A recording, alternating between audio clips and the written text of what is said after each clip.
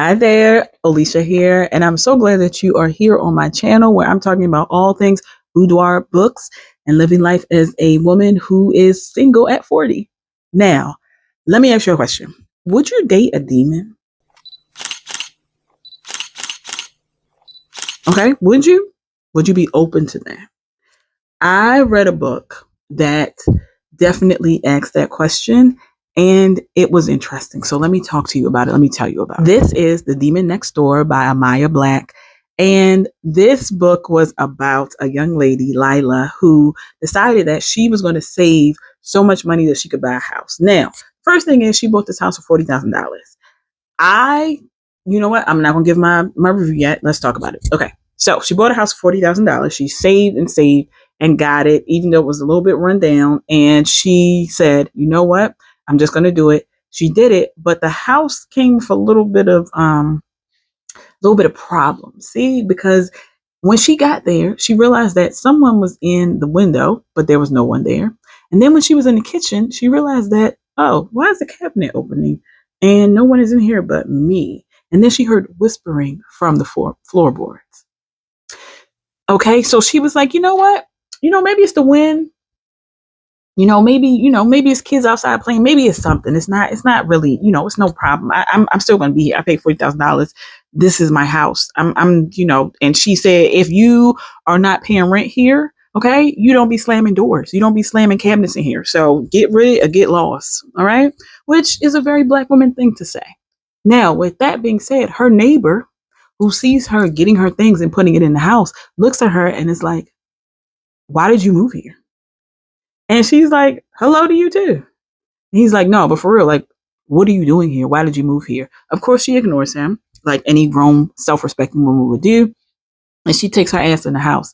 Now, she wakes up and comes downstairs one night. He's in the kitchen.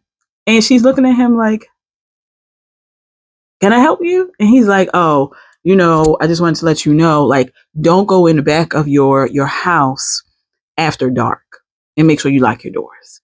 And she's like, uh, okay, again, why are you in my house?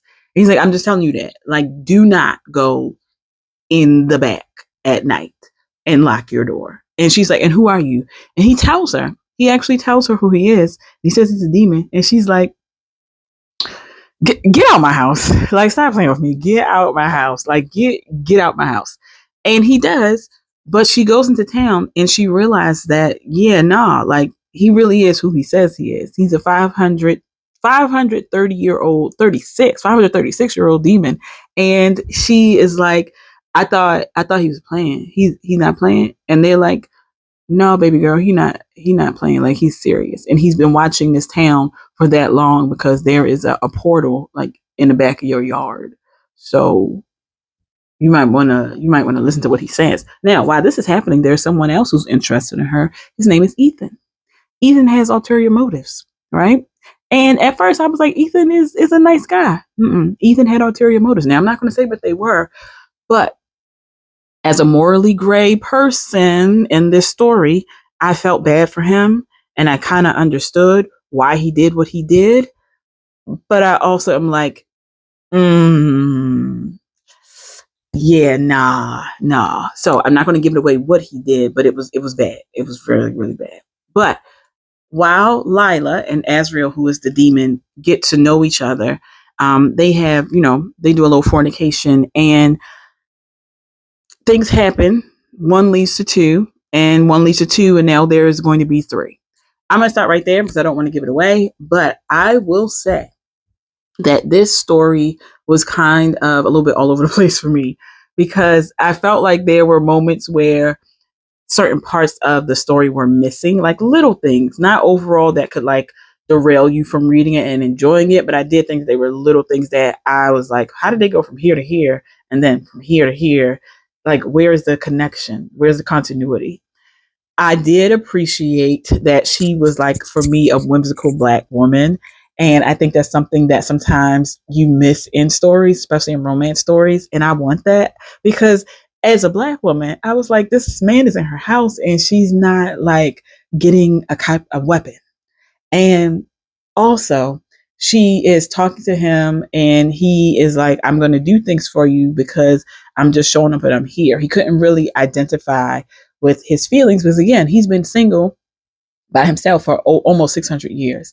And so seeing her kind of bring this softer side out of him and watching her do it in a way where she's like talking to squirrels, she's talking to her flowers, which is not whimsical because you should, because they grow better. But you see her and you see him watching her do all these things. And he's like, what is the matter with her?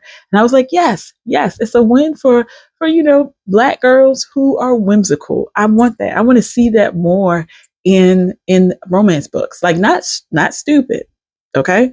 Not stupid, as my Baltimore would say, but someone who just takes life and is not stressed by all of these things. It's just living their life happy, free, and content. And I felt like that was her. I thought it was sweet, endearing in a way. Ethan, who is the other guy that likes her, I don't want to give it away, but looking at him and having a character who is not wrong per se, but is not right. And something that he does impacts everything that Azriel and Lila were working towards. That was kind of crazy. But I understood the desperation that he had and the reason why he did what he did. I'm not saying it was right. I'm just saying that I can see how. I don't want to give it away. Okay. I can see how if you have lost something that you're trying to gain back, how you would honestly go to the end of the earth to try to get it back. And it's not that he was a bad person. It was just that he wanted something that unfortunately was out of his grasp. And this was the only way that he thought he could get it. Yeah, I enjoyed it. I thought it was, like I said, whimsical. It was nice. I enjoyed her, Lila, as a character. Azriel was funny because he again had been by himself for so long, and trying to get him to like express his feelings was almost like pulling teeth. But in the end, he came through. I don't think there are any trigger warnings in this book, so you can enjoy it as it is. I'll say the only trigger warning I would say is like death. That's it, death. But outside of that, I enjoyed it. So if you are able to, it is on Kindle Unlimited. As always, give your girls their coins, because we're all about our girls having their money for doing phenomenal work. And as always, you are your longest and most expensive relationship. Any money or time that you spend on being your favorite version of yourself is never money or time wasted. Let me know how you felt about this book. If you read it, let me know what you thought. Are you interested in seeing like more whimsical Black girl romance books? Because I am. And if you have some like recs for some, please let me know and drop them in the comments.